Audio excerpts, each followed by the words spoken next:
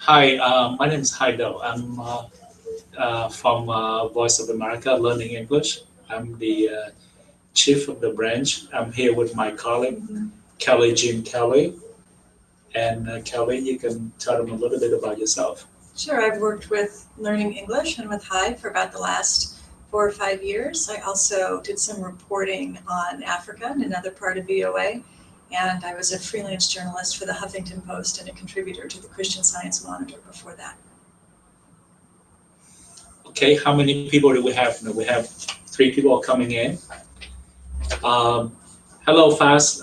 Is that Fastly? Fazli. Fastly. Just want to say hello. And what we're going to do is we're going to start it. There is a first question here that we have received over email, one from Olina Rimovska. Is that, I'm so sorry if I'm just messed up the pronunciation of your name. I'm having a tough time pronouncing my own name. But anyway, I'm going to start it by asking the question. Is there any penalty in the US for the media that used inappropriate language regarding a sensitive group? For example, the term color instead of African American, or the term cripple instead of a person with physical disability, or other offensive word regarding LGBT. Would you like to address that first, Kelly? Sure. The first thing that came to mind when I saw that question was how the internet would react, basically, how people on blogs would react, or how people in the comment section of a post would react.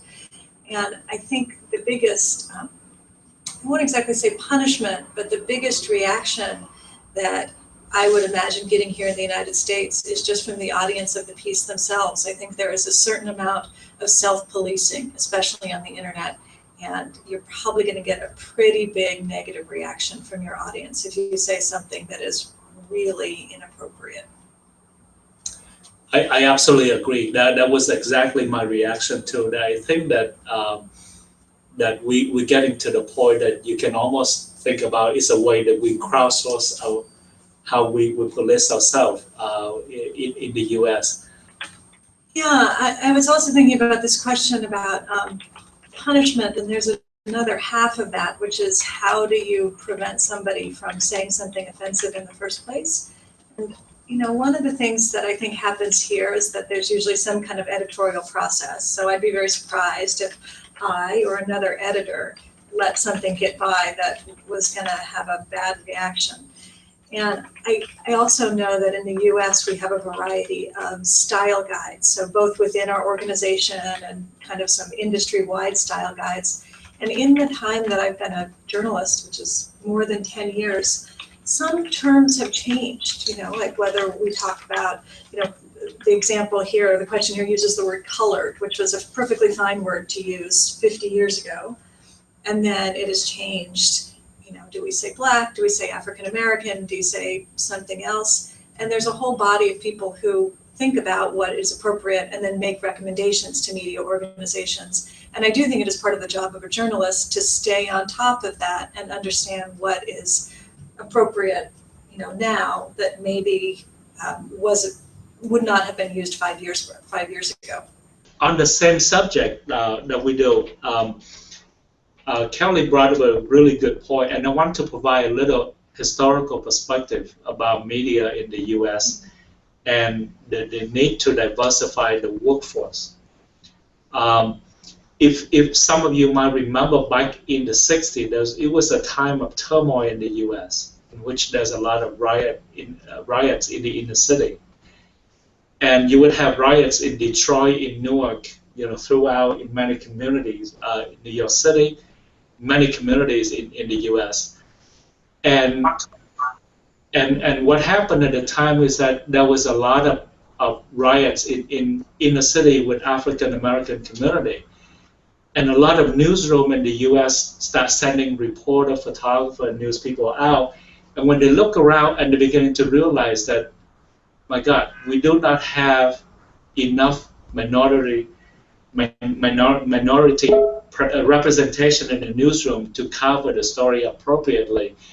And since that time, a lot of editors around the U.S. have made a very conscientious effort trying to expand the representation from a minority group, people from different background, ethnic background, people from different with different skin color, with different economic backgrounds and gender throughout, to diverse the workforce, to better represent the community that we serve.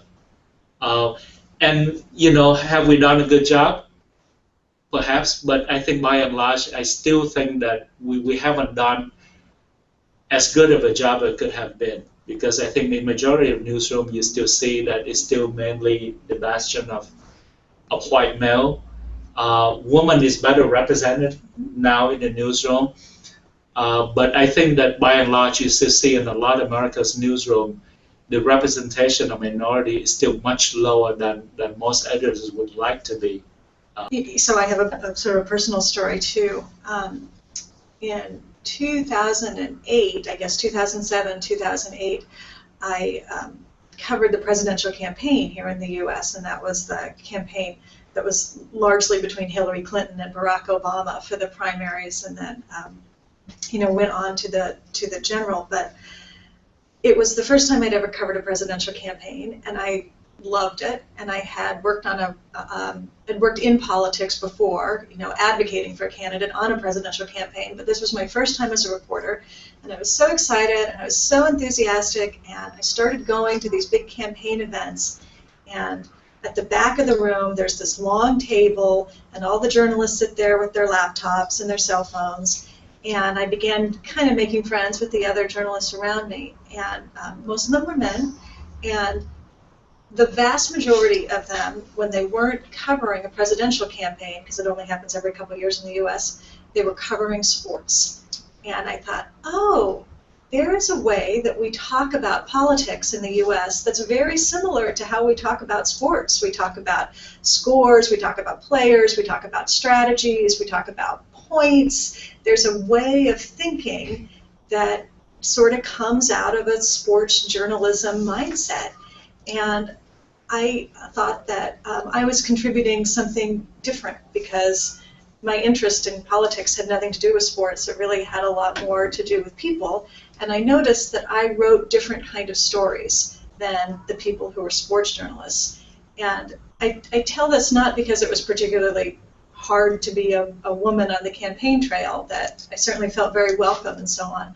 I tell this story to say I think I was able to add something different because I came from a different perspective.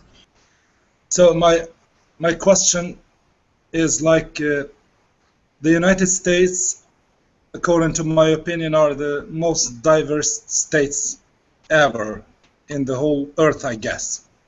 So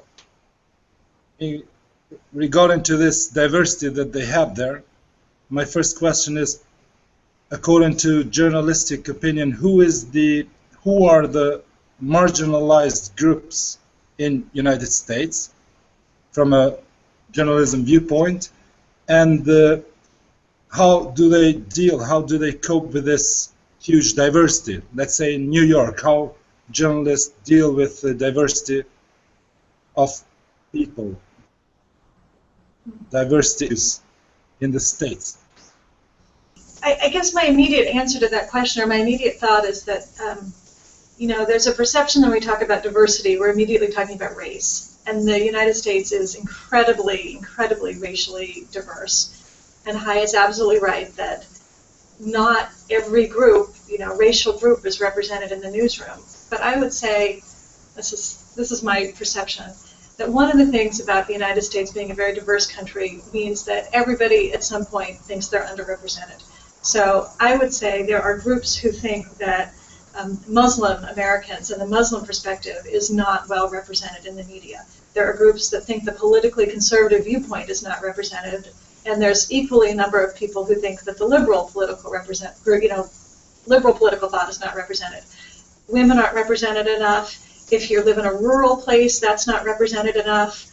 an authentic experience of living in an urban place isn't represented enough. I mean, no matter, pick a spot on the map in the U.S., and there's going to be a number of groups who say, we're not in the media, we're not represented. So I don't have a solution exactly to that problem. I just want to say that diversity, I mean, age would be another good example. Diversity is so, broad and nuanced and multifaceted that it's not as simple as saying, look, it's not like Noah's Ark, it's not like we need one of every kind in the newsroom and everybody's point of view will be represented. I think it's more about, trying to think very explicitly about who doesn't have a voice in this conversation, in this particular conversation, and how do we get those voices represented. So it's different, I guess, for every story in every place is my answer. You need to have that 10,000 feet, overview of what you've done, and you start asking yourself, are we concentrate too much in one area of a coverage? Do we represent across spectrum of issues and story that is, not only appealing to our audience, but also represent the value of what we should present? What should we do in situations when your editors don't want you to publish stories about marginalized groups? It has happened to me. What if they do not want to put in risk their reputation and refuse to publish, let's say, sensitive stories? And Linda chimed in and said, I also had a case similar. I did an article about LGBT community, and although I wanted it published with my name, my editor chose not to do so. The story was published with no author. I would say that inherently, there's always going to be,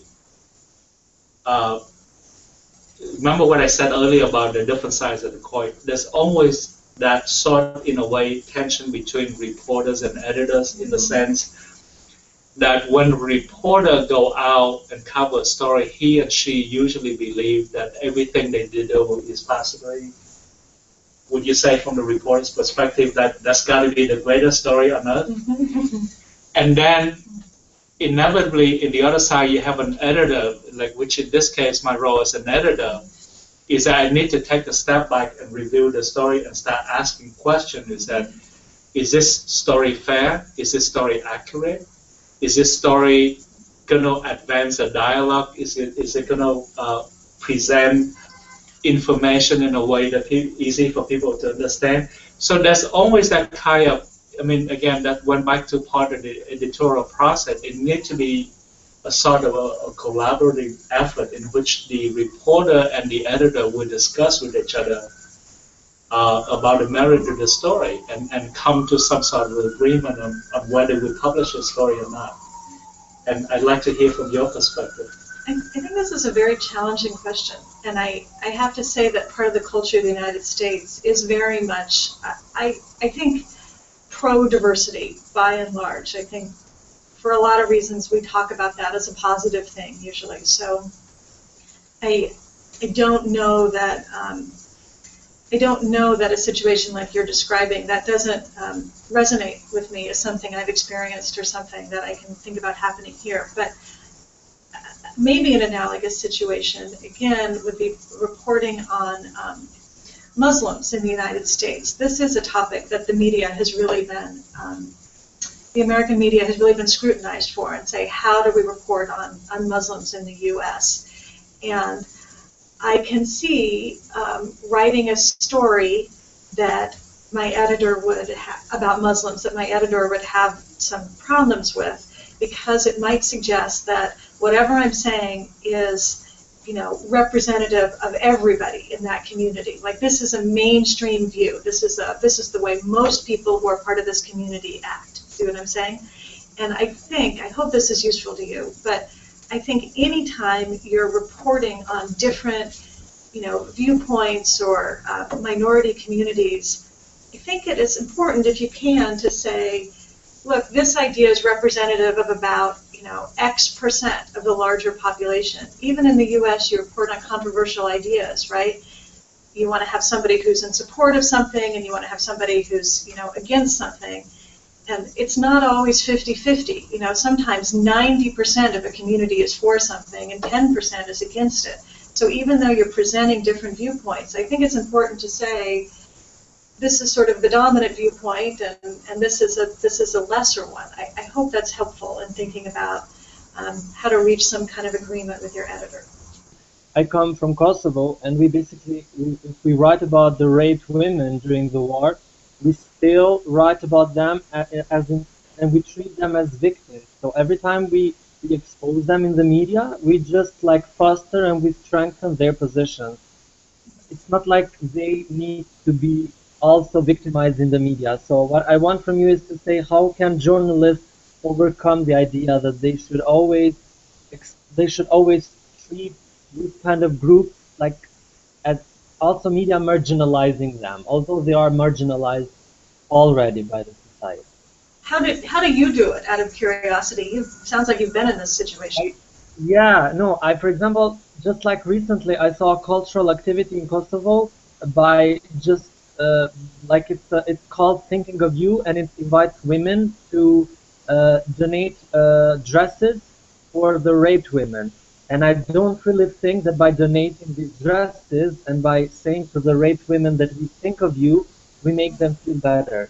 And it's the same situation with journalists. You tend to always write how bad LGBT people live. They have no gay club, they have no life, I'm always willing to share some success stories, like to not always push this marginalized group. I don't know if I'm being clear or not. I have a thought. I don't know if this speaks specifically to your situation, but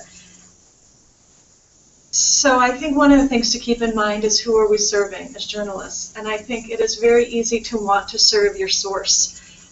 I think probably one of the reasons people go into journalism is because they do like people, and you interview somebody, you enter into their world for a little while, and you have some empathy for them or some sensitivity to them, and it is tempting, I think, when you write a story to have that person you're writing about foremost in your mind. And we had this situation here in the U.S. recently that a very respected journalist in a very well-known publication wrote a lengthy report about a woman who had said that she was raped at a college campus, and it was such a persuasive and moving piece that the university took action against the group who were accused. They had a police investigation. Other media picked up the story and said, isn't this terrible? What happened to this woman? And it later came to light that this woman who said she was raped had pretty much made up her story. There was no evidence to support that she had been. And so when the editors and some other people did a review of this story and said, what went wrong? How could the journalist misreport in such a way? The main thing that they found, and what the writer herself said, was that she just got too emotionally involved with her source. She was so sympathetic to her and her story.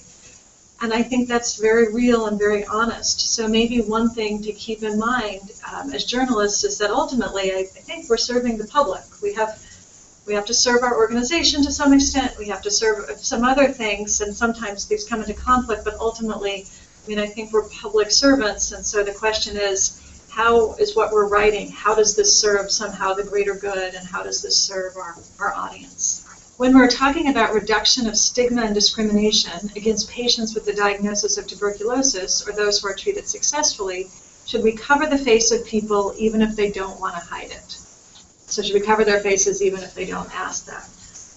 I just have a reporter's answer to this. I don't really have an editor's answer, which is that I really defer a lot to the source, and if they are fine being, having their names used and having their image used, then I pretty much do it. What is the impact of media stereotypes on opinions and attitudes towards different ethnic groups in the U.S.? For example, Albanians in the U.S.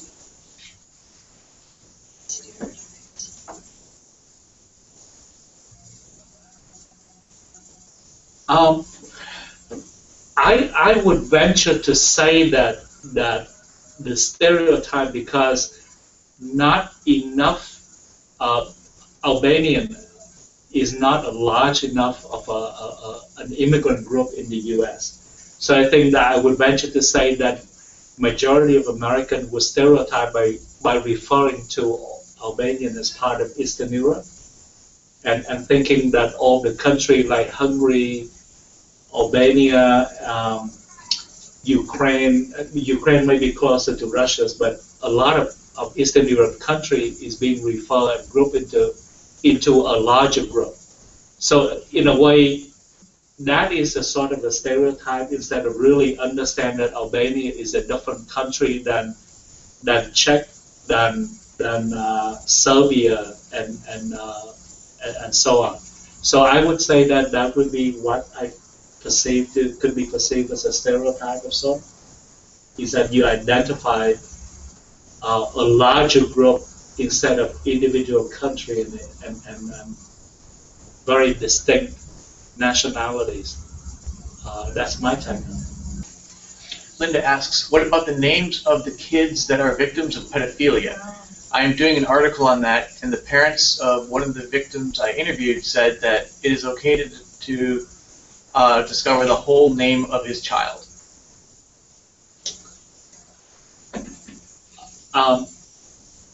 There's a long traditions in the U.S. of news organizations that do not name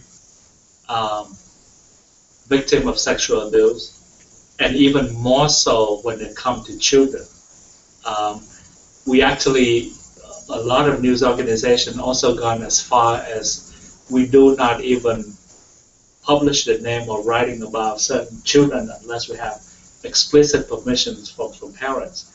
I'm not even talking about sexual abuse in this case. But in this case, I don't think that any news organization in the U.S. would publish the name unless there is an overwhelm of really compelling reason that it would change the public discourse or something like that. But I would say that I can honestly believe that not a single news organization in the U.S. would publish the name at all.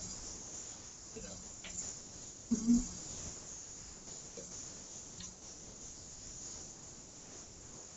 The question is that that would be a decision that your newsroom has to make as to how you handle those type of story, even if the parents agree to. But I would say in the U.S., I don't think a single news organization would. I don't think so either. I think there's some legal considerations in the U.S., and I think there's the question that Hai said, that what is the good of this? What is the benefit of this? This is an example where the source and what's okay with the source is not the only consideration.